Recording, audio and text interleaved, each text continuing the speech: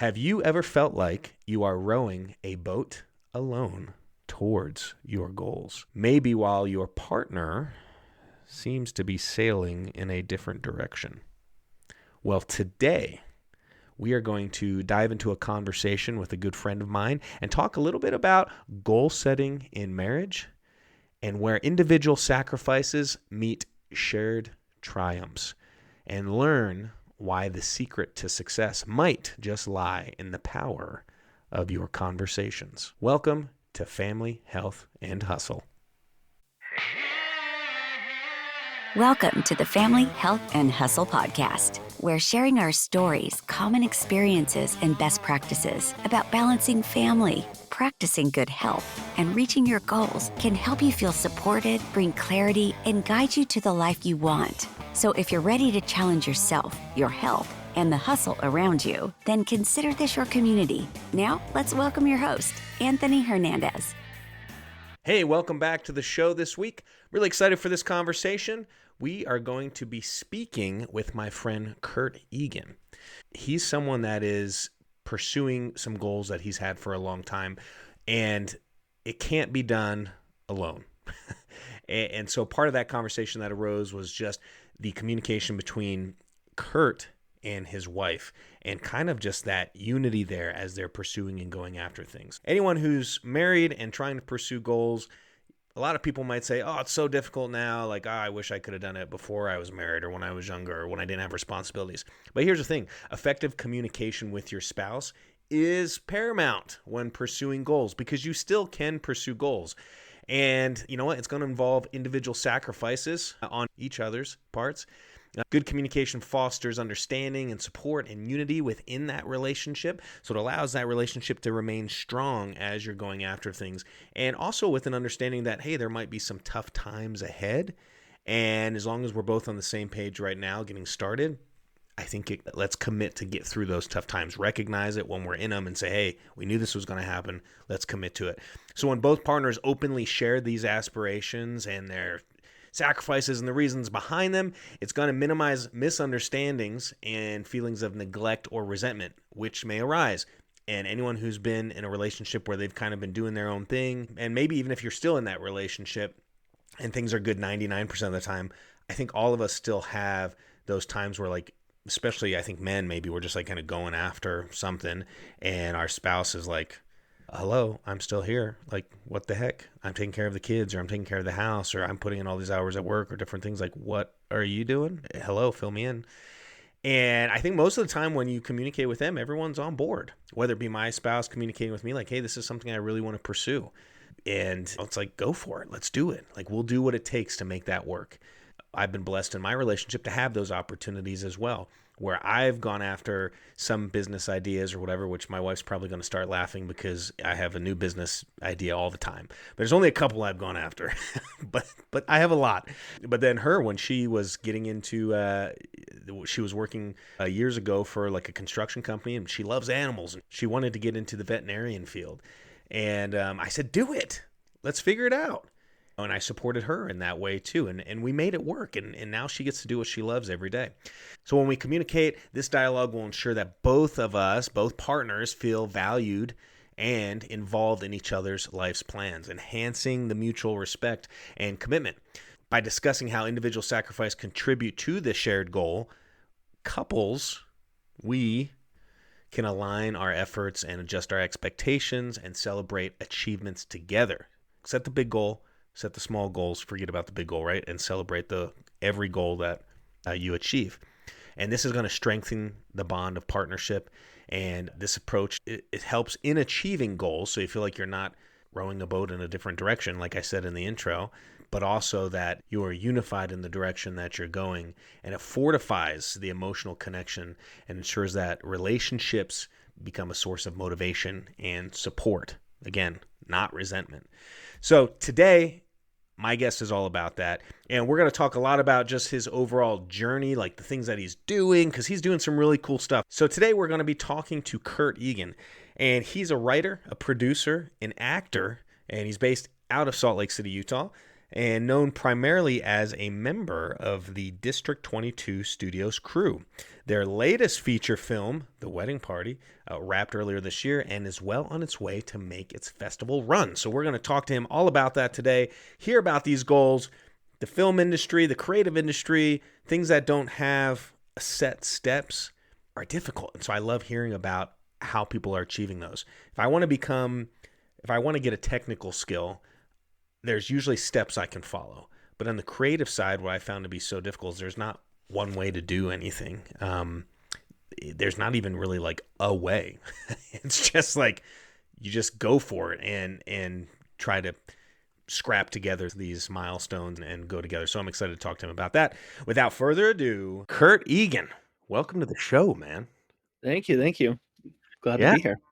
Hey, I appreciate you being here. Curt and I spoke several months ago prior to my little hiatus, and went out to lunch, and he was all for jumping on here and having this conversation. And I really appreciate that because some people, when I introduce that idea of like, hey, you should be on this show, they're like, oh, people have to hear my voice and see my face. I said, yeah, that's podcast, yeah. Like, oh no, we're good. Yeah, no problem from my end for sure. yeah. He's not in the witness relocation program or anything. So not yet, at least. I don't know. Yeah, that's true. That's Things true. change. You got plenty of life to live. Anyway, well, I wanted Curt on the show for a number of reasons. One, he's a great guy, super funny. One of the things that I love about him is he, like many of the people on our show, are people of a creative background or that have a creative itch to scratch. And he's been pursuing that. And as I've mentioned in the past, like I'm just super envious of people that are like, they have that goal or they have that vision and then they just go after it. And again, the vision might change and be adjusted here and there, but he's someone that's pursued that in a way that I think is really awesome. And he's married, has a young family. How many kids do you have now, Curt? I have 3. 3 kids. Yeah. Whoa. Numbered for sure. Yeah. Yeah. What's the ages on them? 7, 4, and 2. 7, 4, and 2. We have a 6-year-old about to turn 7. We have a 3-year-old about to turn 4. And then, I don't know if you knew this, but as of this recording, we are prego. Nice, so congrats. Thank you. We're about 4 months along. I can say that now because it's not a secret anymore. For a while, it's a secret. But anyway, so I'm not too far off from those ages. So, and two keeps me busy. So that third one, I can't wait to the fatigue and the stretching of my patience. Yeah, as so many people say, you go from a man and man defense to zone. So yeah, that's right. That's very true. Well, cool. So to start this off, we'll get into that part of the conversation as far as your relationship with your lovely and your family and how you're balancing all that while pursuing your goals. But I'd love to just give you the mic here and tell us a little bit about you. Tell the audience about who Curt Eagan is, how you grew up, maybe some of the things you were involved in when you were younger, maybe some of the goals you had, and how that's kind of just shaped you, who you are, and what you're interested in now today and what you're going after. Yeah, I mean, born and raised here in Utah, grew up in the theater community, started acting when I was 4, so did that for a long time. I think the very last thing I've done was helped out a local theater, the Off-Broadway Theater. Was in a show, I think, right before my oldest was born, so that was 7, 8 years ago. But that was the last stage thing I was ever involved in. But yeah, I've been involved in creative endeavors my whole life. Was in a couple of bands, did film and television as an actor, which I know that you can relate to. But besides that, I mean, anything creative I've always been attached to. One of my hobbies is woodworking. Last Christmas, I built some end tables. Sorry, not end tables. I'm working on that at the moment. I'll go back. Great. This is ruined. No, I hope no one in the family's listening. No, the end tables are for next year. In my free time, I'd like to start those. But last year, I built some cutting boards for people. They're really easy to make. You cut out the wood and you can glue them up. And I made about 4 or 5 of them and just gave them out as gifts. So that was really cool. Oh. Yeah. I mean, as far as now, I work alongside two great people here at District 22 Studios.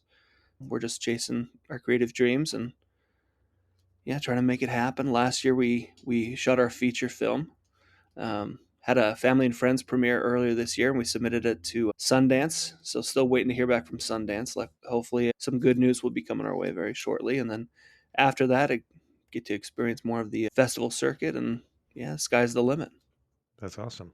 And I want to come back to that. I want to ask you more about the festivals and stuff Yeah, sure. Yeah, as absolutely. we go about, because yeah, being in this realm, like as someone who's always wanted to be an actor, there's always been this thought of like, if I can't get a gig, like how hard would it be to make a movie? Maybe I'll just make my own movies. Obviously, it's hard. So, but the festival route is the way a lot of people go, and I definitely want to ask you some questions on that here in a little bit. But before we get on to that, so growing up, tell us. I mean, I know these answers, but for the audience, only child, oldest child, youngest child. Tell us a little bit about the Egan household. Is everyone creative? Is it just you? You're the sore thumb, the black sheep of the family that came out, The and everyone sore was like, thumb. you know, that's how I was I in my family. I My probably made a lot of people sore growing up. Yeah. well, that's how I was in my family. Is like everyone was like sporty, and I come along, and I'm like, I'm looking fabulous, da da da da da, and everyone's like, Yeah, you had a what? lot of siblings that were really I mean, your brother especially, but I mean, your sisters were they were pretty athletic. Yeah, my one of my sisters is very artistic, so I will give her that. She does a lot of singing and piano playing and dancing and so that. So she's with me there. She understands. We're on the same level. But for you, how was that growing up? Were you the only one that had those creative itches? Beside me, no, none of my siblings. I grew up with two sisters and a brother, and all of which not musically inclined, not theatrically inclined whatsoever. You know, there's a certain connotation that comes from being the not only the youngest kid, but also the only, you know, one that likes those sorts of things, especially from having an older brother. I'm sure people could surmise what kind of insults came my way growing up, but we loved each other nonetheless. My mom is a very talented singer and a very talented piano player, although she's very hesitant to display those talents, which for me never made sense. I always have had the mentality of, hey, if you have it, why not show it off within reason, of course. Don't need to be a bragger about it, but yeah. Besides that, hardworking father, worked really hard for us, taught us the value of hard work, which I value very much now, and integrity. I like to think that I'm pretty and I have a good quality of integrity within me. But as I'm looking over at my, yeah, I got they're nodding, they're in approval. Hopefully, you can't see, so it's okay. I can make up anything. Yeah. But but yeah, I mean, it really instilled good work ethic, being honest, and I like to say that, you know, as if I can go home at the end of each day and think, you know, I made them proud, or go home and look myself in the mirror and be happy with what I've done that day, I call it a good day. And I assume since you started acting at 4 that you're obviously your parents were supportive because there's no, not much you can do by yourself at that point. They probably recognized that ability and said, "Hey, let's give them a little bit of help here. Help Yeah, them I shine." mean, especially, I mean, how great are moms? Because moms have this unique ability to be like, "Yeah, I love you regardless of what you do." Of course, my father did too, but my mom was really the one that was like, "I'll drive you to auditions." When I was getting a talent manager, like, you know, "I'll drive you to the meetings, I'll drive you to casting calls, I'll drive you wherever classes that you wanna take, or rehearsals or anything like that." And so she was a really great, important part of especially that early life. You know, you made a commitment. You like doing this, and now you've made a commitment. So I'm going to help you see it through. Yeah. Well, very good. That's there's something to be said about parents that in a loving way encourage you like that, right? Like you made a commitment, you need to see this through. I think that's awesome. So it's funny that you said that your mom's the one that took you around to auditions and stuff. So I didn't start acting and doing stuff as young as 4 officially, but it was more like 10, 11, 12, probably closer to 12. And my dad is actually the one that took me around to auditions. But because he's more of a sports guy, very competitive, he'd see me go through like an audition or something. And then afterwards, he'd be like, "You need to focus, man. Like, you see those other kids, they got nothing on you. But look at you. You're not even talking to the casting director, not even seeing how they're doing. Like, you don't even want this, do you? So it was like this sports mentality, and I was like, yes, sir. Yeah, I'll do it. I'll get it. I promise. So probably a little slightly different, but it's awesome that when we have parents that are willing to do their best to help us have those experiences. So growing up, so you did some theater in high school. That's where we met. A Hmm. lot of the audience is going to be like, all these guests that he has on, they all met in high school theater. It's true. It's true. Similar origin stories of the connection there. Yeah, yeah. They're my only friends that answer my phone calls. That's the problem. No, I'm just kidding. No, but so we met in high school, obviously very talented. After high school, there's usually a period of time where a lot of people will be like, you know what? Those dreams were fun. They're not realistic. Maybe I need to start focusing more on being a grown up. Um, and a lot of times we come back to those dreams and goals. For you, after high school, after doing that, what did you do? Because you went to college, if I'm not mistaken. Did you do any theater in college, or were you kind of starting to focus on, yeah, maybe that's something I don't want to do, the acting, performing side. Maybe I need to start focusing on financial degree or whatever it is. Tell me a little bit about that. Yeah, so I mean, in order to give some context as well, is in junior high I received a book, and it was the handbook for the groundlings, which a lot of people, I mean, it's an improv based group, they do comedy sketches and things like that. Oh, cool. So I started reading that in junior high, and I got really into improv work. I received some other, books on the subjects and started doing it. And so when I went off to college, I did do theater. I went to Snow College down in Ephraim, did theater, and then we started an improvisational troupe down there, and we had a lot of good fun. Always had good turnouts to our shows. So I started doing that more down there. And then also with my background being, I grew up in a construction family, so I was constantly in the theater workshop, building sets, helping with those things. So every day in my days in college, I was in or adjacent to the theater. I had other classes, but I did not want to attend. I only just wanted to stay in that building. And that's what found me not only leaving that place without a degree, but on a more positive note, leaving there with a lot of experience in the Yeah. thing that I wanted to do. So do you like building sets too? I mean, Oh, I love it. Yeah. Yeah, I've worked all over the state helping construct and deconstruct sets, set up special effects, stage effects. I worked on lighting design, worked on set design, worked, so many things that I frankly very much enjoy. that's awesome. Have you ever worked at a haunted house? Done any like I sets at have. home? Yeah, I Oh, have you have? actually. We set up a makeshift haunted house for that was going to run for just 2 weeks, and we set it up in this semi-abandoned industrial building. So like half of it was still being used by a business, and then the other half was just open space that no one was using. And so, I mean, they were really poorly framed. I mean, we had very limited use of Mhm. materials, but amount of materials, I mean.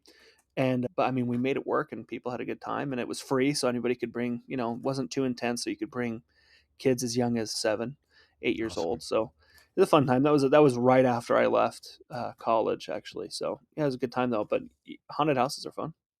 Well, I asked that because I don't know if you knew this, but this last Halloween season, I've always wanted to work at a haunted house because I've always done little haunts in my front yard on Halloween night and stuff.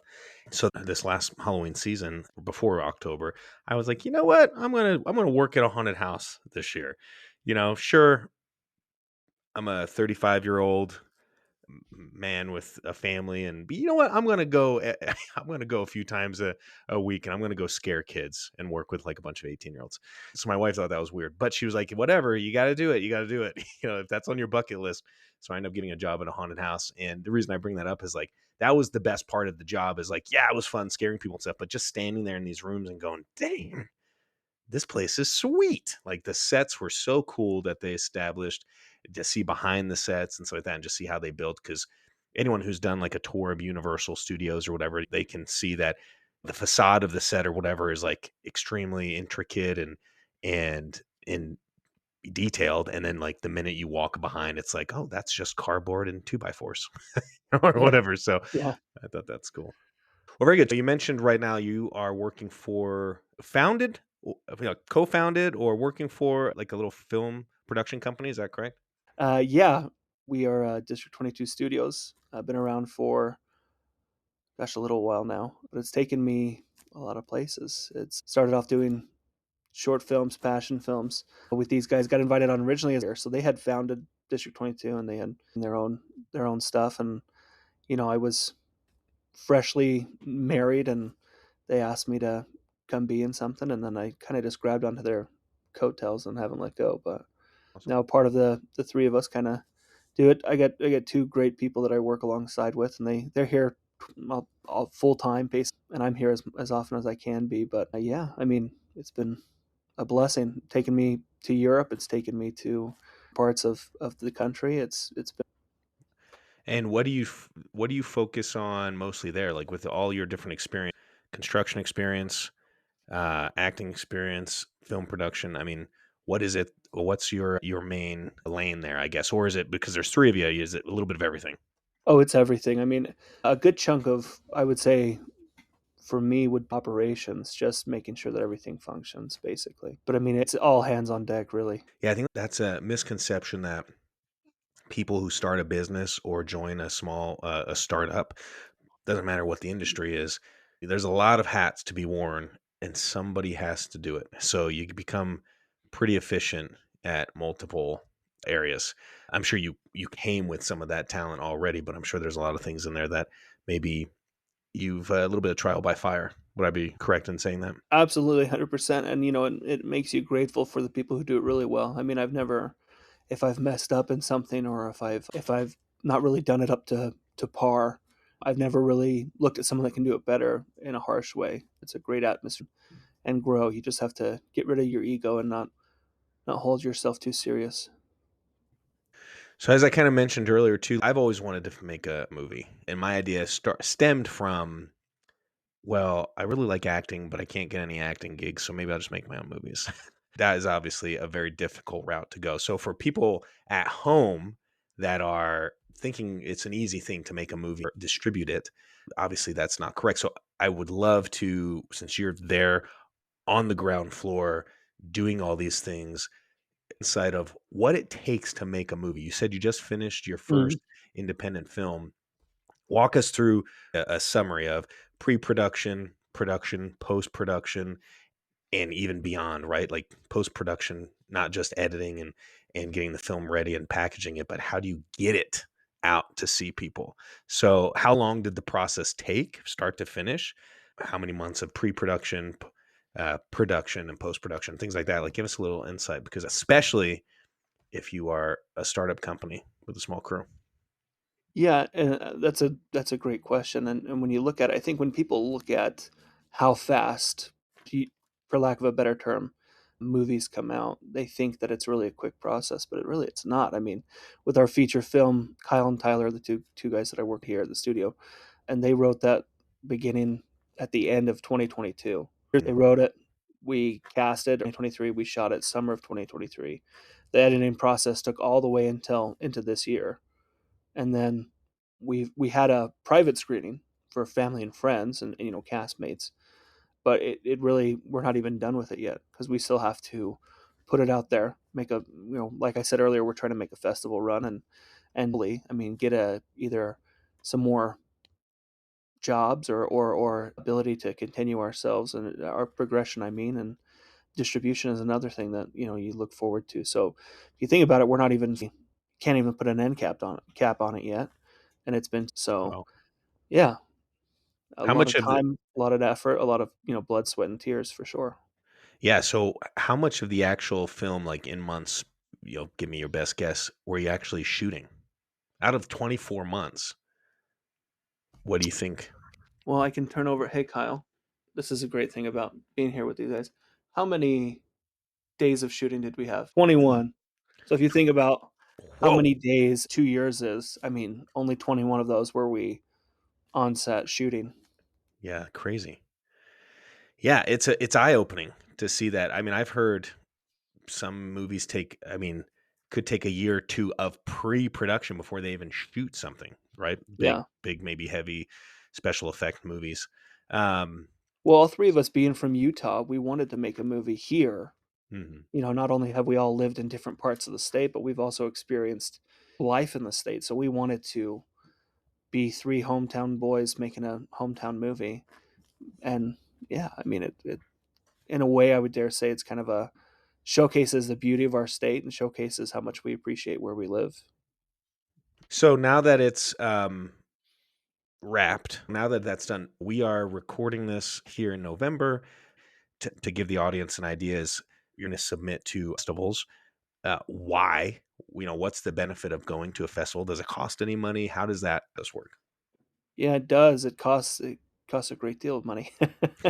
That's one thing especially when you're started out. I mean, to give you a little bit more context, we do a lot of creative work here, but we also do client work. Like we contract ourselves out to film things for businesses that don't have the means to do so. So for a lot of the time we try to do those business things to pay for the creative things. Now that doesn't always mean that, 100% of it is funded by contract work, but we do our best to do the stuff that make us money to then spend the money on something that we love.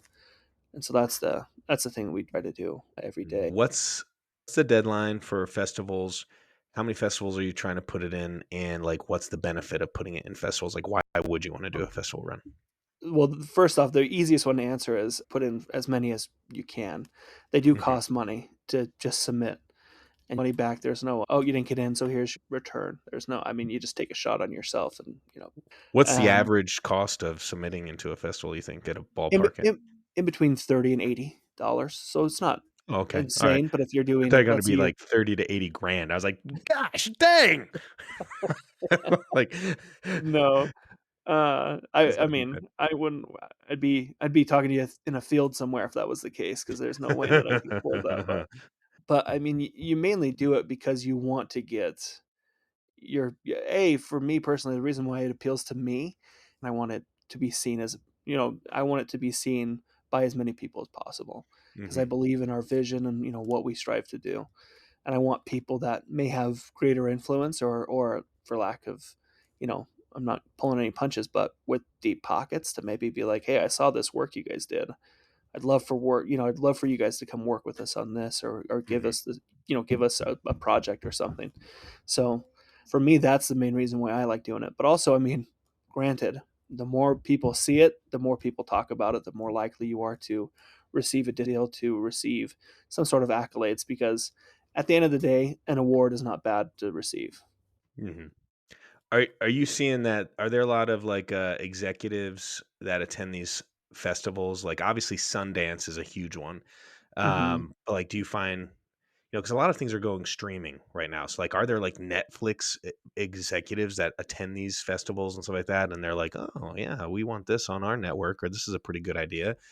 And do they buy the film as is, or do they come back and say, we really like the idea. We just want you to put some more money into it or whatever? Because like, didn't they do that with Napoleon Dynamite?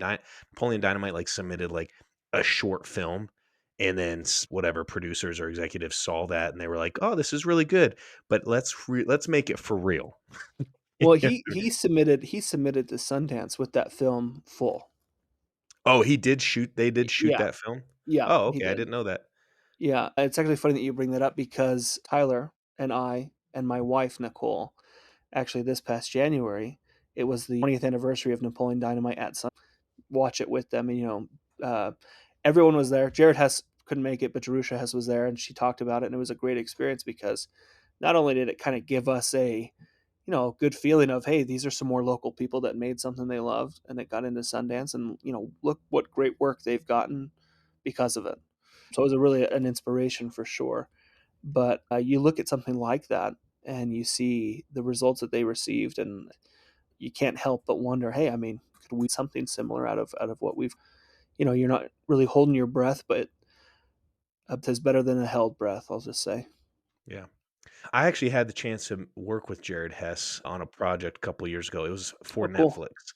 Yeah, and it's a somber project. It was like very serious topic, and he was directing it, and it was just like hilarious. Like, it'd be like action, and it'd have to be this really dramatic thing. And but the scenes I performed, there was no audio, right? There'd be like music overlaid, or like it was like kind of like a montage, and so he would just be saying all kinds of crazy stuff on camera, just trying to encourage me, like, that's right, strut your stuff, or whatever. Anyway, he's a super funny guy. I was in that Netflix film, and then when it came out, they silhouetted like everything, so like I was just blacked out the whole time. the little green guy from Monsters Inc. where every commercial they're like the logos over him. Oh, they put the Um, sticker over his head and things like that. Yeah, that's yeah, funny. that's how it was. When the Netflix film came out, I'm like, this, I'm in this. I'm freaking this. I'm in it for like a few minutes, and then like they show it, and my face is blacked out and everything. And I'm like, and like my wife's looking at me, and I'm sitting there going, "Did you see me?" you know, telling the whole family, and everyone's like, "Yeah, good job." That's Anyway, awesome. I mean, you have to yeah, maintain that positive attitude, especially when you got because, to. I mean, I you and I can relate. The audition process is I was never a big fan of it, and I haven't Mm. I no longer am represented. I haven't acted in anything in a while, but I hated the fact I would get a casting call and I would show up to this room, give him my resume, give him my resume, give him my headshot, and I'd walk into this room and I'd see 15 other dudes that looked just like me. I'd see burly dudes with beards with dark hair, and I'd be like, "Oh, okay, so I have to make a difference." And that part, I believed in my abilities, I still do, but I would be like, I can definitely still stand out. But I mean, it is something that you have to get over really fast because It is. you know when you're doing high school or local theater, it can really build you up because people who live in your community can come up to you and be like, "Hey, whoa, you're so great in this." But when you're auditioning for a movie or for like a commercial that's going to be nationally shown, people don't care that you were Joseph in the Amazing Technicolor Dreamcoat, Joseph in your town's production of it. Really, you could have Mhm. been the best Joseph. Maybe they do that play every year, but you could have been the best one in your town's history. But I mean, Joe Blow from Studio Golden Mark, doesn't give a flying fart about that. No, you're 100% right. And the thing that drove me nuts about the audition process is two things. One, a lot of auditions are very short paragraph. You can read, you can submit tapes now, especially now that after the pandemic, a lot of it's, submissions, like you would tape Hmm. yourself or video yourself, submit it. But prior to that, you would go to majority of the auditions, right? Like you said, you'd want the same and you're like, oh crap. Um, and Or it you'd would walk in and no one looks like you, and you're like, I went to the wrong room. Oh, I had that problem so much. There was an age where, like, they couldn't figure out what auditions to send me to. So I was like, it's 18 and they'd send me in and like everyone would be 15 and I was like, hmm. Or they'd send me to like auditions where I walked in and everyone was like 28. I'm like, gosh dang. Like I was in this weird middle age and my look was just like I kept going to the things I looked either too young for or too old for. I've also had ones where like before they'll reach out to me and be like, "Hey, it's a live audition and here's the script." And it's like monologue. And I'm like, "What is this?" And they're like, "Yeah, we want you to memorize it." And I was like, "By tomorrow?" Okay. So I got to cancel all my plans, sit home, memorize it. And then this is a true story, went to this audition, blew it out of the water, felt great. Everyone's laughing, like, and all this stuff. They're like, we got one other guy to see. And a couple days later, I get a call to come back, do it again. Everyone's like, "That's so awesome!" Blah blah. Never hear from him. Yeah. And then I think I ran into one of those, or maybe they sent me an email or whatever, and they were like, "Look, you were awesome, and you were one of our top choices. This other guy just had like this hairstyle we liked a little better." And I was like, "What? Like, are you serious?" What I mean? And it was like a big audition. It was a big, like, huge online commercial, and someone got it because he did his hair a little better that day or whatever. It drives me nuts. Or if they're like, yeah, this guy wore this hat a little better, we liked him better. I'm like, I can wear a hat like that, I promise. I'll go buy any hat you want me to buy. Yeah, yeah. So, and I became an actor because I like the whole film. I like telling stories, and I'd imagine it sounds like you're the same way, where it's like, yeah, you do this other stuff to make it, but ultimately it's the storytelling that brings the most joy. Would that be Yeah, correct? absolutely. Yeah, no, without a shadow of a doubt. I mean, one of the very earliest kind of boosts that I received early on was every Halloween we would watch movies as a family. Yeah. We'd watch my friendly-ish, and then they'd tell the kids to go to sleep, and then they would turn on slasher film or maybe arachnophobia or something like that. And I remember one year I'd kind of been acting for a little bit. It's probably like 8 or 9, and I'm sitting there, and of course, every boy grows up and he wants to make his dad happy. I Hmm. don't know if that's a positive thing or a negative thing. I've always looked at it as a positive thing. Yeah. But one year we were watching Young Frankenstein, which is one of the best movies ever made, Oh in my yeah. opinion. And I had never seen my dad laugh so hard. Like he was dying, just couldn't breathe laughing at these bits. And I remember looking at that and I was like, oh, like my dad has come to like plays that I've been in and he's like supported me when I go to auditions as a kid, but like that's what I want to make. I want to make him laugh like that. And so that became my goal. And so, where you and I met in high school, we did a British farce. And I still get him saying to this day, whenever any of my nieces and nephews are doing theater or he goes to Hale, he still brings up that play that you and I did in high school because he's like that. Yes. He's like, I love that. That was the funniest stuff I've ever seen. And so fast forward now, I think that instilled in me like, oh, when you make something, it's cool to see people's reaction to it. It's Hmm. cool to, and I didn't associate that when I was really little. I just thought, oh, I kind of like doing this. This is fun going out, putting a show on. And that began to feed like, oh, I like seeing people see me. Like Hmm. and even in the instance where I wasn't part of it, if I helped build it, I would always love hearing people say, oh, the set looked beautiful. And it's like, yes, like I helped build that. And Hmm. so and that translates now into we value stories here at District 22 Studios. We like a good story, and I think that helps out when we make anything. Is that we want people to walk away having felt something regarding the story. You could hate it or love it, but as long as the story made you feel something, I mean, that's what I'm all about. Like I said, we earlier this year we had a family and friends premiere of our movie. Our movie, by the way, is The Wedding Party, and we can talk about that towards the end. But Yeah, I definitely want to wonderful, hear like a summary of that wonderful towards the end. movie. Wonderful movie, super proud of it. My two partners did an amazing job. They wrote it, they shot it, they directed it. Wonderful guys. I love them like brothers. But family and friends screening, I mean, I had family and friends, the majority of them that were like loved it. I had a family member that was like, I don't know, like I dug the story, but I just don't know if I loved it. And it's like, Yeah. great, I appreciate your opinion, and that's what I like about it Hmm. is being able to put something out there, and it's like love it or hate it, but I mean, I did this thing, you came and saw it, and I know that it made you at least think about something. Yeah. When I saw it, I really, oh wait, that's right.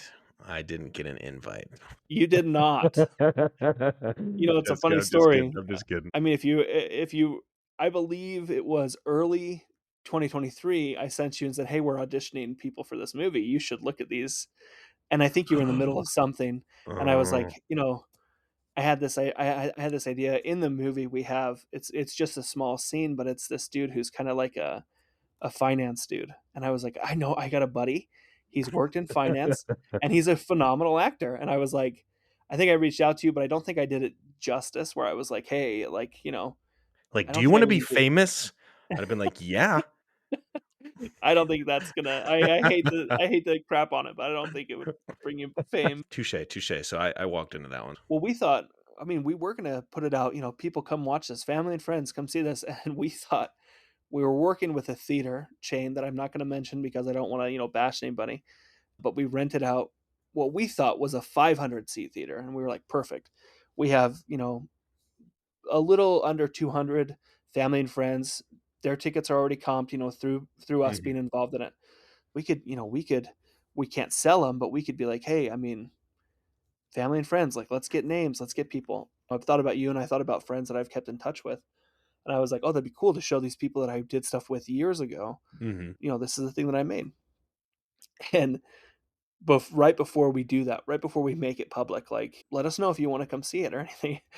We get an email confirming our 214 seat theater, and we're like, oh no. Ah, So we had, no. or a 194. So we had like no extra seats, none. Boo. And I was That's like, crazy.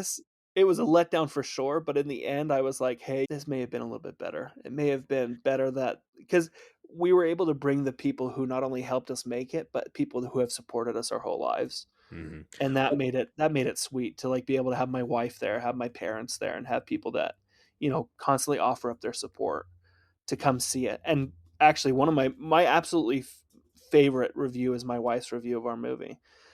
It's over, we do a little spiel, people are clapping, And before she goes to relieve the babysitter, my wife goes, "That was better than I thought it was going to be." And some people may think like, "Oh, that's kind of harsh." And it's like, no, I mean, like, I appreciate that she was honest enough to say, "I've seen your guys' creative work. It's good, but this blew everything out of the water." And I was like, that shows progression. It also Hmm. shows, I mean, great honesty between her and I, and her appreciation of the work. I mean, that's is a great, still, it's going to be my, even if we get a great review in the future, whatever festivals we get into, I mean, my wife's review will be the one that really matters to me. And I appreciate that. That's awesome. Some people might look at like, I got a smaller theater, but would you rather have a packed 194 seat theater or a halfway filled 500 theater or 500 10 seat out theater, of right? 10 times pack 194. Yeah, what a cool experience to have, that intimate experience. Like anyone in performing will tell you that's going to rock way better than maybe having some giant theater and stuff like that. But anyway, man, well, cool. I was just giving you crap about that, but no, I No, I you're do good. want to. I can't wait to see it. I've watched the trailer. I want to ask you this, and then I want to move on to kind of a conversation about you and your wife and how you kind of worked it out in your goals and balancing life with kids and just everything going on. But before I get into that, do you know if you're in any festivals yet? When do you find out? Can you send that information out, right? Because I live 45 minutes away, 50 minutes, depending on traffic, I guess, from Sundance. If I know that's playing, I would love to go snag a ticket and try to get up there and see the movie. How does that work? Do you know any of that stuff yet? We don't. We've submitted to Sundance. We've gotten a rough estimate date of when we're supposed to hear back. It's not for a couple more weeks. But as soon as we do, I mean, I'm positive we're going to make some sort of announcement whenever we get into festivals as they come along. I mean, definitely keep an eye out. I'd tell everybody, and I'm assuming that you can follow the studio on Instagram. You can follow me on Instagram, and I'm sure that as these things come about, as we have these huge announcements, our YouTube page, Facebook, any of these things that we use to promote ourselves, we'll definitely have announcements saying, "Hey, we got into this festival," and Sweet. yeah, it'll be really exciting once those start coming in. Well, very cool, man. Everyone keep an eye out for that. We'll post those social media links in the show notes. And then also here at the end before we wrap up, I'll ask Kurt to kind of uh, tell us where the best place is to follow, right? Whether it's his personal stuff or the studio stuff. But kind of moving on, you mentioned something in that conversation about your premieres, how highly you opinion your wife's uh, review. And that's one of the biggest reasons I excited to have this conversation is we went out things you're doing, everything's amazing, but for the sake of balancing family health and hustle, I thought this was really a key point. Um, I talked to a lot of people who are married and they just, one of the big questions that comes up is how do you pursue something, a goal that takes time? It takes not just investment of your time, but financial investment. It pulls away from maybe family events, things like that, because you're working a full time job, correct? To the audience. Yeah. Yeah, Yep. so you're working full time plus doing this on your off hours, plus you have 3 kids and a wife. I would love to dive into that conversation. You said that you got involved right after you got married. So like what was that conversation like with your wife where it was like, "Hey, I want to do this. It's not really going to equate to anything materially right now, but it's going to really fulfill this desire of mine and it could be something." Like tell me a little bit about that conversation and how that went and how you guys find balance with all the hours you're putting in to pursue this. I'll try to do it justice and without getting too emotional. But I mean, to begin, I mean, first off, I married a wonderful woman. I mean, just an absolute angel from heaven. And from very early on when we were dating, I she found out that I did theater, that I, acted, and I did all these creative things. And so it had already been part of our relationship where she knew that it was a part of my life. And then after we got married and I started doing more and more things with the studio, she's also an artist. She's a very talented artist. She can do anything. I always try to tell her, "Oh man, if we have some free time, like you, I mean, it's hard. Artists out there know that you can't just do it when someone says, 'Hey, do this thing.' I mean, you have to be inspired by it." But Mhm. um, the support goes both ways. I mean, if she has something that she wants to chase, whether it be sculpting something or drawing or painting something, like I've made a promise to her that I will always support her, give her whatever support she needs, be it trying to get her supplies or taking the kids, all three of them, and leave her alone, and vice versa. What's great about her is that she has this gift to really easily see how happy people are, and she would just see, when I was doing studio things, be it acting or producing or writing or directing, how happy I was. And she decided that, if we can make it work and you can still do these things, I mean, why not? And that's an invaluable gift that she's given me for sure. Not to say that there haven't been moments where, to speak not too candidly, but also open up the cabinet a little bit. During our movie, I mean, we shot for a continual 10 days. I left these guys when they were doing a day of just pickup shots, or establishing shots, excuse me. And I went home for my daughter's birthday. I went I got home that afternoon. My daughter's birthday was that night, saw family and friends. The very next day I went back up on set. Hmm. And I mean, like I said earlier when I had to ask them for the number, 21 days, I mean, if you think about it, we did have a 8-day break between, it wasn't directly 10 days and 11 days, but I mean, we had a good break in between the shooting schedules. But that's rough. I mean, to leave my wife with 3 kids, who at that time, my son, my youngest, was not even a year old when we were shooting all that. So it's like I left her with a 5-year-old and a 2 3-year-old and a 11-month-old kid, and I was like, Casey, I'm gonna go make a movie. Like it's not an easy thing to do, but she's great and she is really supportive about it. But I remember there was a time where I called her on the phone. Kids were screaming in the background, and she's like, "Hey, how's it going?" Like she did not complain at all. And I was like, "Geez, Louise, I feel like a piece of garbage right now because I just had a great day on set, and here I am, and I can tell she's stressed out." Hmm. And the first words out of her mouth were, "How was your day? How did it go today?" And I'm like, "Good." And I didn't want to overindulge and be like, "Oh my gosh, it was the best day ever," and list all these great things that happened. The day wasn't perfect, but it was a good day. And towards the end of our phone conversation, she was like, "So when are you going to be home?" And I was like, "Well, we got to shoot these things tomorrow, and I'm going to try to come home for a couple days."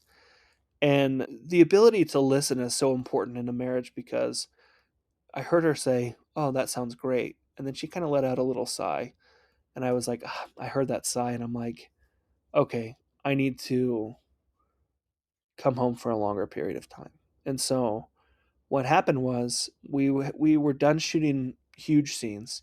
We had 2 more days where we needed stuff during the day and at night. And I was like, I'm not showing up to those daytime ones because they're super small, and I'll come to the night shoots. And so, and I know she appreciated that because I was home. I took time off of my normal job, and I was home with her. And I think that was, I mean, she never needed to say thank you, but it was a good moment where I had to listen and realize, hey man, like she makes a lot of these sacrifices. You also, even though this is your dream, you also need to, and I fully could. I mean, I have great people that I work with that were like, yeah, dude, go home. And we've established this thing in the studio that, if, I mean, family comes first. If we could be in the middle of shooting something, and if your wife needs you home or your kid is sick or something happens, no, no judgment, go home. Hmm. Like it, That's great. and we've honored that, and that's something that I'm sure some people may look at and be like, well, sometimes you have to sacrifice those things. To me, my family is not worth sacrificing. So I mean, and I know it's the same for my guys here, is that if our family needs us, I mean, I'll put anything on hold for them. And equally important, my wife knows that too. If she really needs me home, I will put down any gear that if I'm manning the boom in my hand, I will tell the guys, hey, my wife needs me. And we do our best to break off and adjust. And that's something that I really value for sure, is that as much as we love getting our creative things out there, we value family and relationships much more.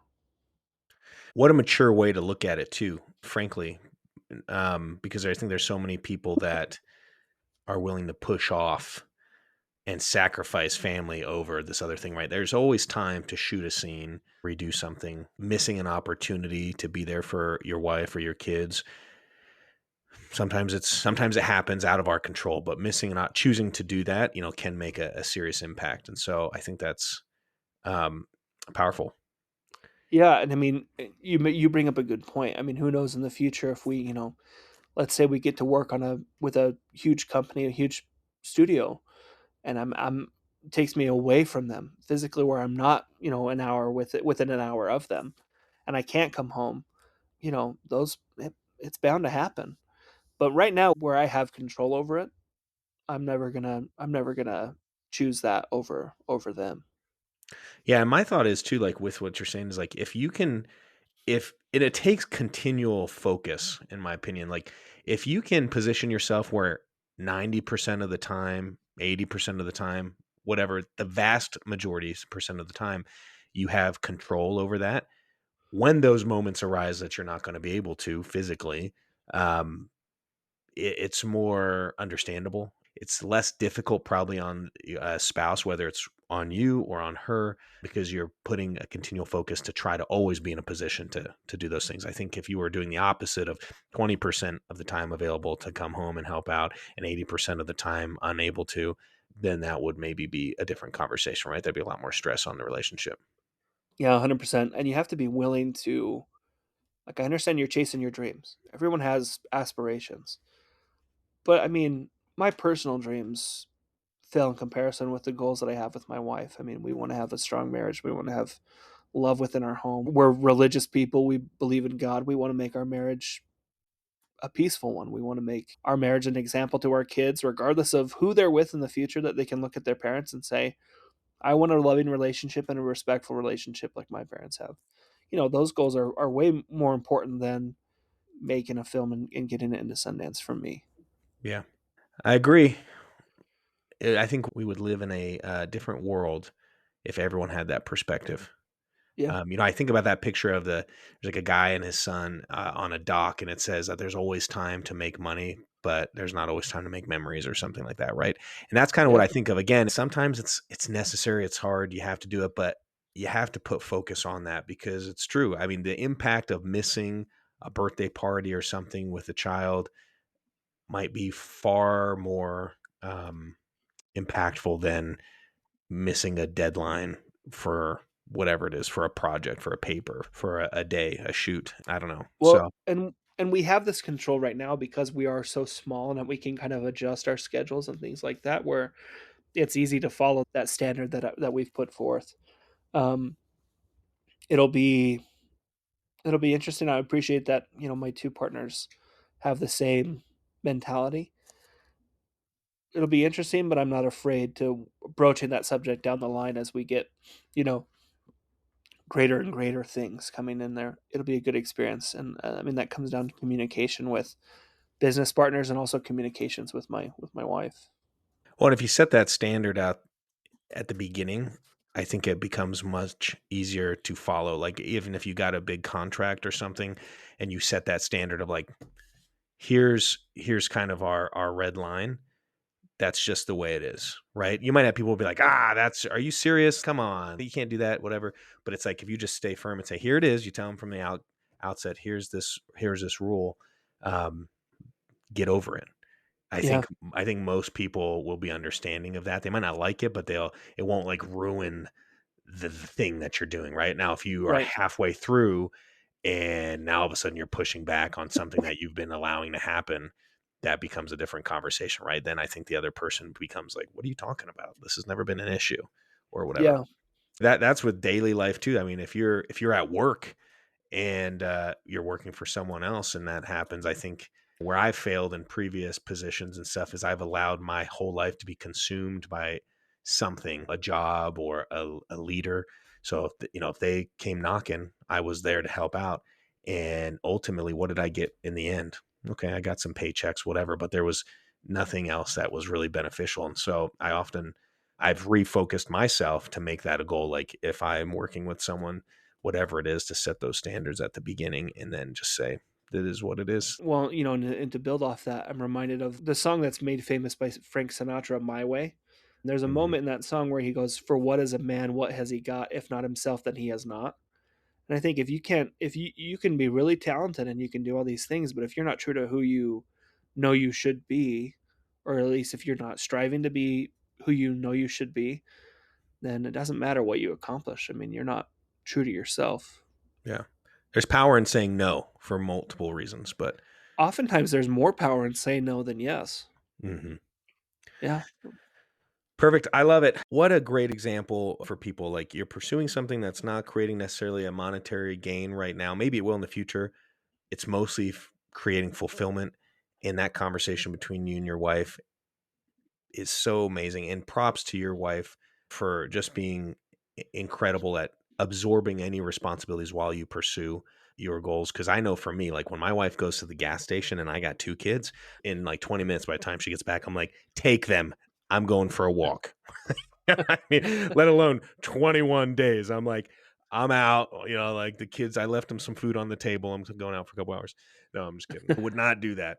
But moral of the story is, yeah, what an amazing person she is to make that sacrifice, her mental sacrifice, and stress and patience and stuff. So, and then, like you said, at some point or at certain times, you'll reciprocate that as well, and for her goals and stuff. So, but to the same point, and I'd interested to get your opinion on this, the same point of setting that standard for business partners or employers or things, it's probably a lot easier in the relationship to have that conversation up front and say, let's talk about this now, let's hash it out. Because then as the path gets a little tough, it's easy to look back and say, hey, remember we had this conversation, we said that this period of time we would try this or whatever. Like, I feel like that's an easier conversation than just assuming going down that path and then all this pressure being put on the other spouse and then being like, what are you talking about? This is my dream, as it's already happening.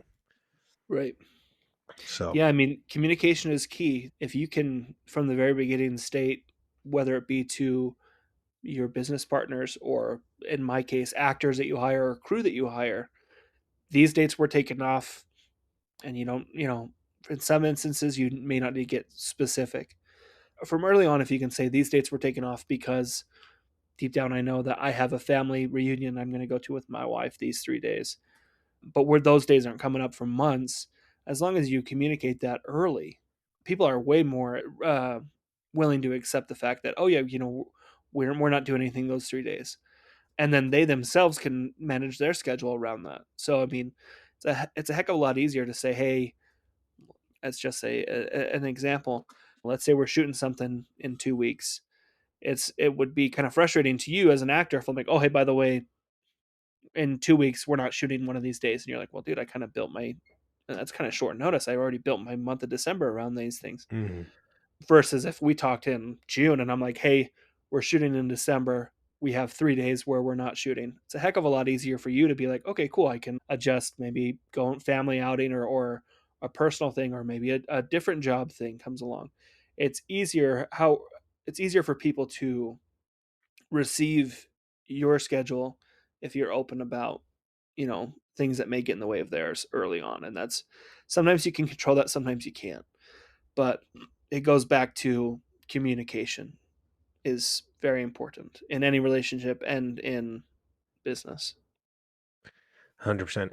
Now, I always ask every guest, what's one thing, if they could share one thing with the audience, what would it be based on your journey and how to improve theirs? Would communication be your one thing that we just hit on, or did you have something Man, else in mind? is that's tough. I mean, yeah, communication is important. Oh man. Yeah, I think I'm going to probably, although communication is very important, I'm gonna hit you with this quote that I love, and it's by Ralph Waldo Emerson, and he says, "To be yourself in a world that is constantly trying to make you something else is the greatest accomplishment." I mean, once again, be true to yourself. Like, you have goals within your life, communicate those goals. That's important, but remember who you are. Like, deep in your soul, if you believe in one, or in your heart, or in your innermost being.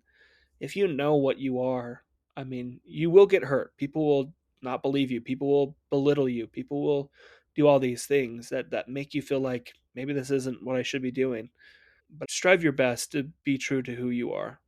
And ultimately, you will find greater happiness in that than trying to contort yourself to fit what other people want you to be.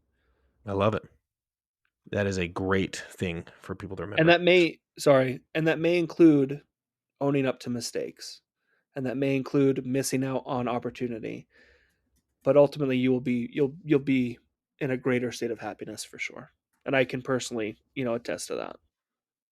And I love what you said there, owning up to mistakes, because if recognizing that something was my mistake, some people think, I think people try to avoid that feeling. They think it's going to hurt their image of themselves or with other people or whatever. But for me, I can control that. If I make a mistake and I recognize it, I can look at it and say, why did I make that mistake? I need to fix that problem. But Sure. when you push that on someone else and say, well, that's the reason I failed, you can't fix that. And Yep. so isn't that more depressing? Yeah, absolutely. Well, and to err is human, right? Isn't that the saying? I mean, you're going to make mistakes, whether it be when you're 6 years old, 16 years old, or 66 years old. You're gonna do things that are gonna hurt someone, or are going to hurt yourself. And to be willing, and to go along with that, there are some things that you maybe have done or said that you never get the opportunity to apologize to that person, or Mhm. those people, or to yourself, which is one of the biggest mistakes you can make, is not saying sorry to yourself. But if you still have the opportunity to admit to that mistake, even if you can't apologize, that's a huge difference, to acknowledge that mistake, like you're saying, and then make a change about it. I mean, you'll do that until you die. Mm. We're never going to be perfect. So why hold ourselves to a perfect standard? But you can Mhm. always strive to be better the next day. Yeah, I agree.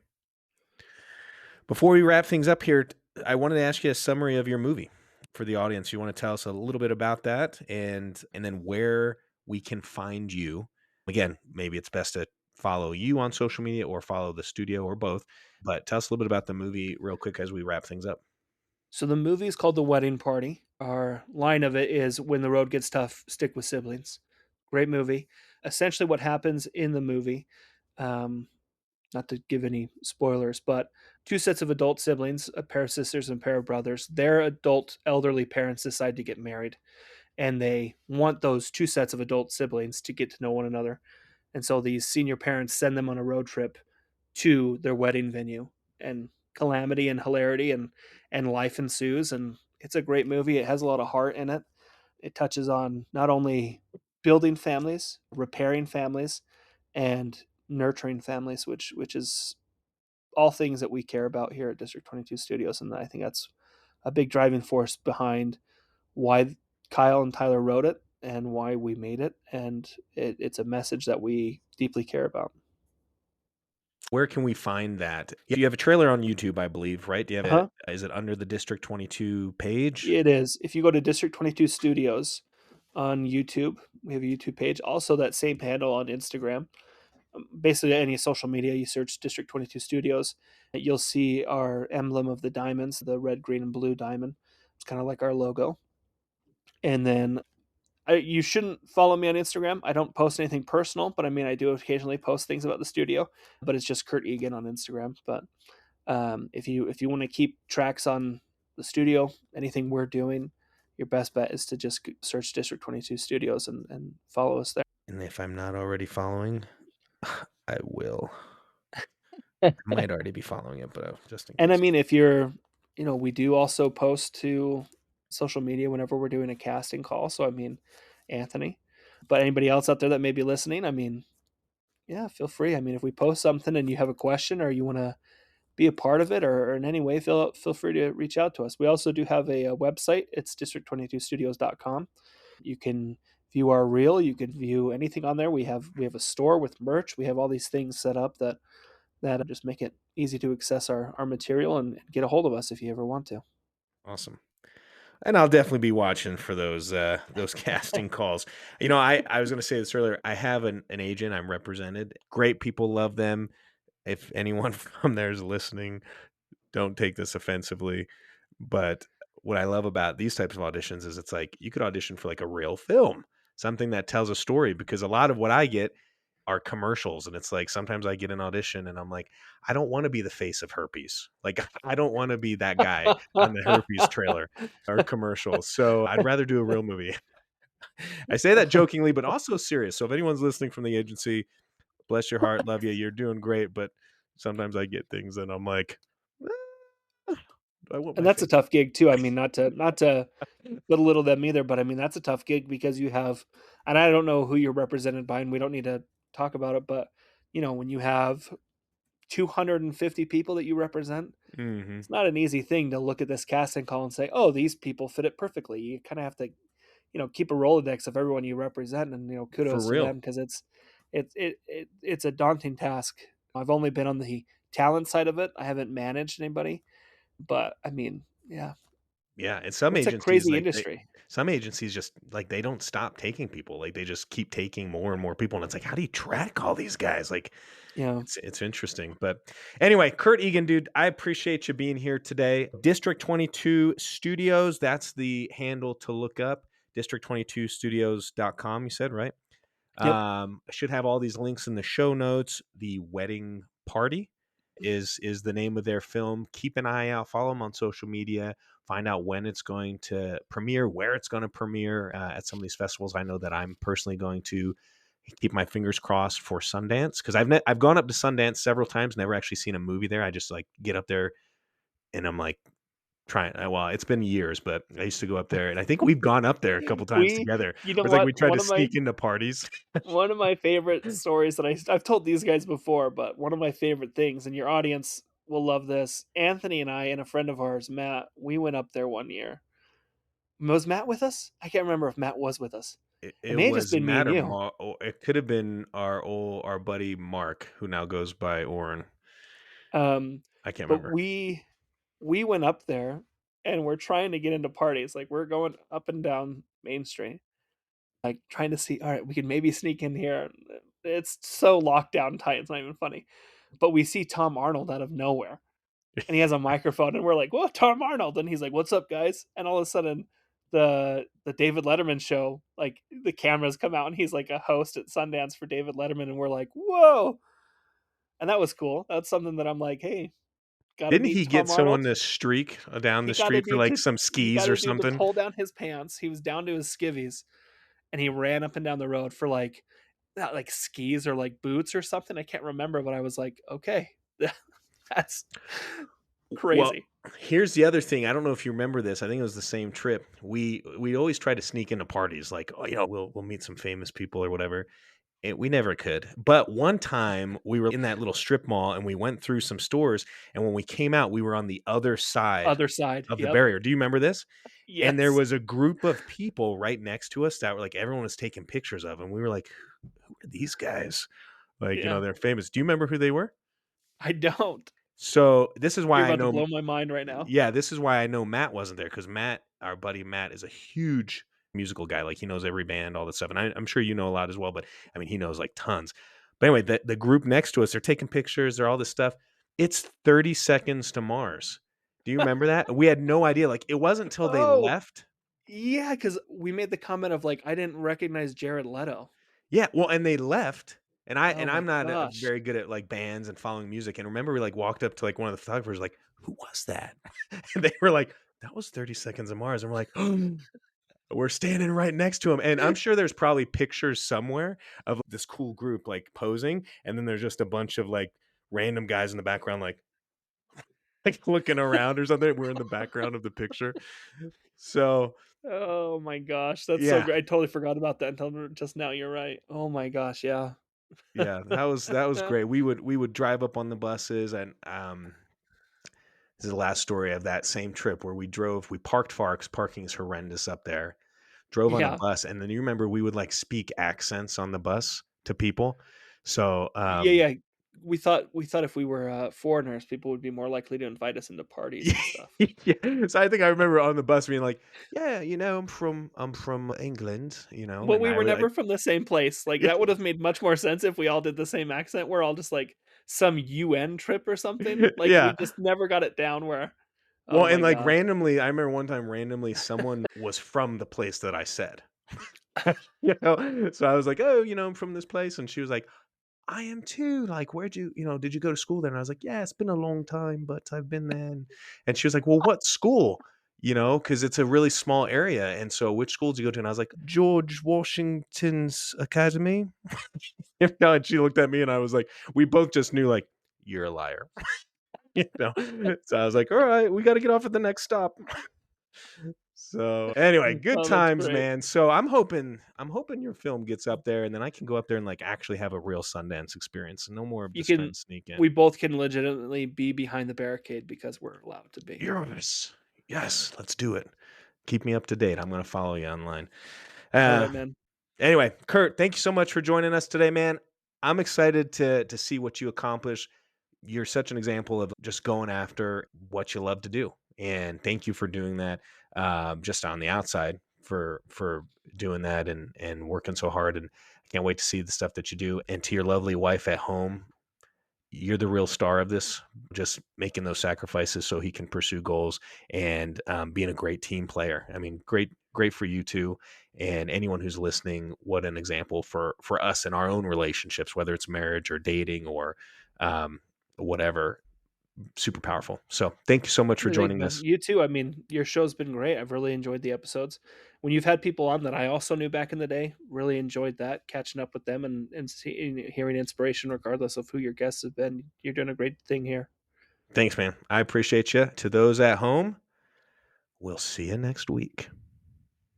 Thank you for joining in today because pursuing a balance between family, health, and hustle, it can feel a little wacky sometimes. So we need to learn from each other. And with a simple click to subscribe, we'll invite you back to our next episode. In the meantime, download our free ebook, 6 Secrets for Success, at familyhealthandhustle.com. And remember, we're on this journey together.